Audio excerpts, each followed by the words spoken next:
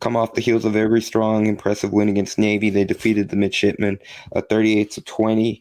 Houston did just about, well, I was going to say just about everything right. They did have those mishaps with the 4 fumbles, 3 of which were recovered by Navy. That was the biggest kind of mark on that game. But I think overall, you can certainly agree that was the cleanest game overall, the most complete game they played for the season, which it's indicative of how the season has gone, especially those first 6 games. They were really up and down. But I think, when we're going to kind of look at the Navy game, kind of put a final bow in it, but we've got to start defensively and the performance that they really did have, because we did mention those 3 turnovers that Navy was able to take, and defense did a good job of being able to hold the Midshipmen, and Navy only scored 13 points on the Houston defense itself. They had that scoop and score on one of the fumbles they forced on Clayton Toon. So that's what we'll pick up. And here's what head coach Dana Holgorsen had to say during his weekly news conference this past month in terms of confidence and being able to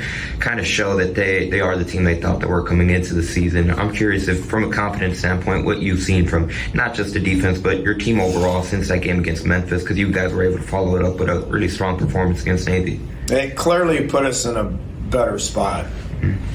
And we clearly capitalized on it. From a bye week perspective, we practiced hard. I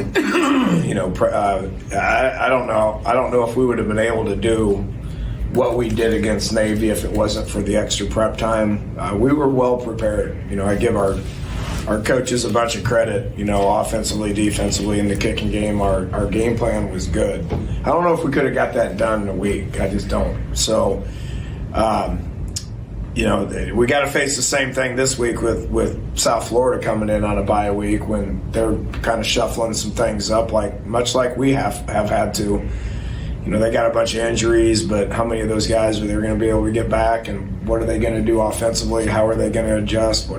We don't know. We're going to have to figure that out. But we used it to our advantage. I'm sure South Florida used it to their advantage.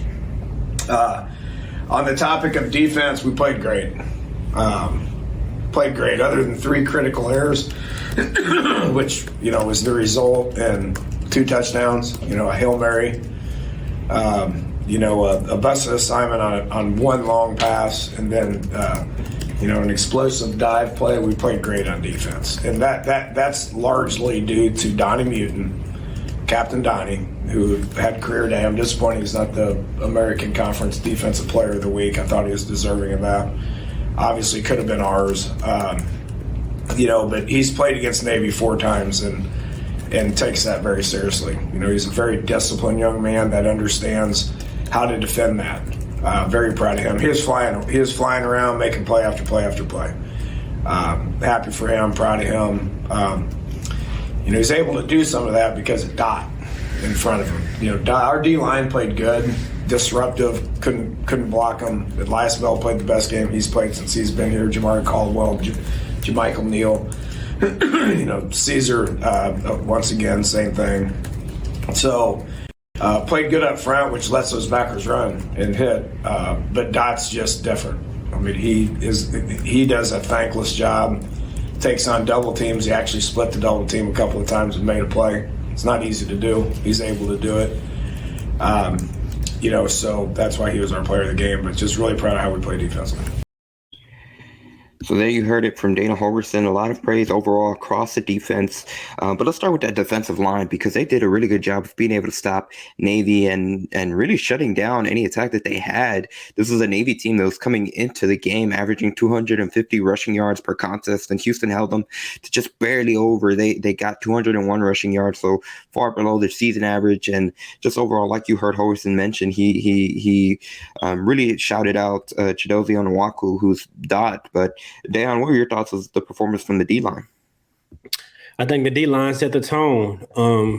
Like Coach Holgorsen just talked about, they were able to not only control the line of scrimmage, but they're able to take on blocks. And like the block bully, his nickname Dot, said, like he cherishes taking on those double teams to keep the linebackers free, and which enabled Donovan Mutant to kind of run sideline to sideline and make some of those tackles and not miss tackles, sure tackles. And so I think that was the key for the front seven. Defensive line definitely set the tone, passing situations. They were able to pressure the quarterback. And so I think they set the tone, and it was a big week for them to set the tone, knowing you're going to face primarily a running attack. Absolutely. And on the topic of Dot, I mean, he himself described his role. His job is to be the rock of the defense. And we're going to hear from Doug Belk momentarily, but he kind of touched down on how really everything starts up front for the defensive line, because if they can get a good push, something that we mentioned last week heading into this game, the battle in the trenches, if they can get a good push, it kind of ruins everything that Navy is trying to do. And it's something that we saw with the Cougars that they were successful in. And here's what defensive coordinator Doug Belk had to say about his D-line specifically. Yeah, it all starts up front. Their scheme is very difficult to prepare for. I thought Brian earlier, our defensive line coach, did an awesome job getting those guys ready to go, along with some of the adjustments that we made from years past. And, we played Navy well last year in a lot of different areas, but we made some adjustments that helped us even more.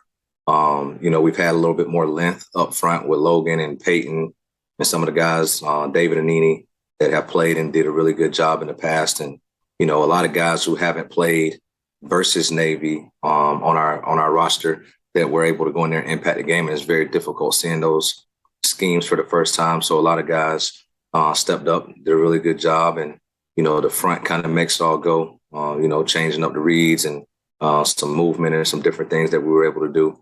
And they were, a big part of why our linebackers and safeties, on the next level had success as well.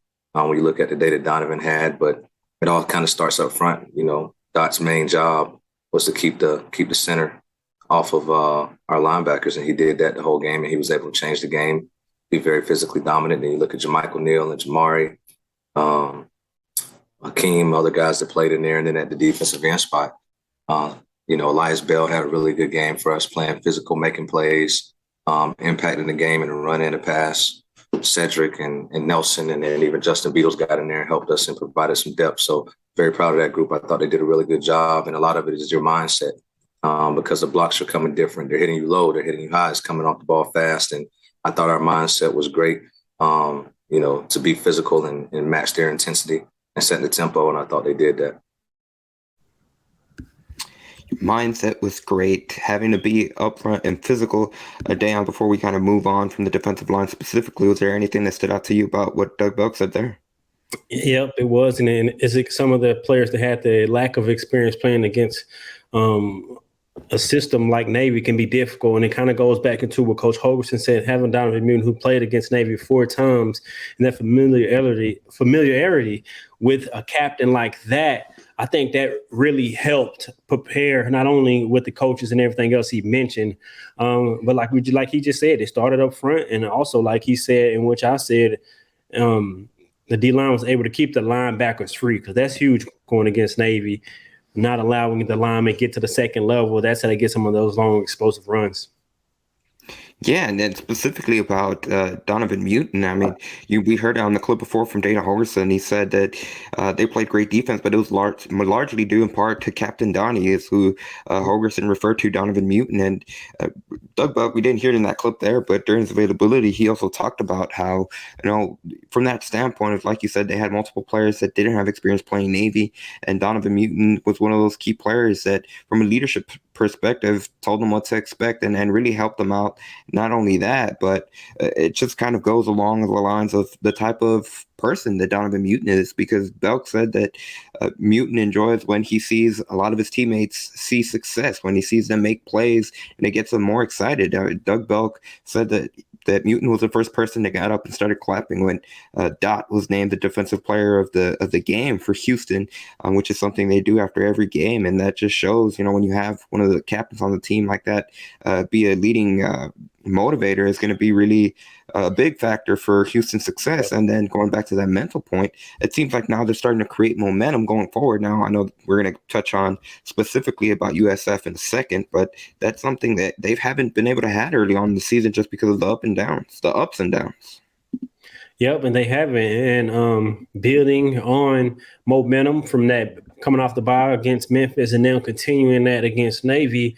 And then you see what's going on around the conference. UCF took a loss, and so you still know that their goal at the beginning of the year is still attainable. You still can win the conference and then let the chips fall where they may. And so take it a game at a time. I think they are playing more consistently and also more complementary football. The defense is complementing the offense, and the offense is complementing the defense by sustaining drives and things like that, and which we'll talk more about the offense here in a second. So I think they're doing a good job of stacking up the consistency and stacking up the days, good days is what I should say.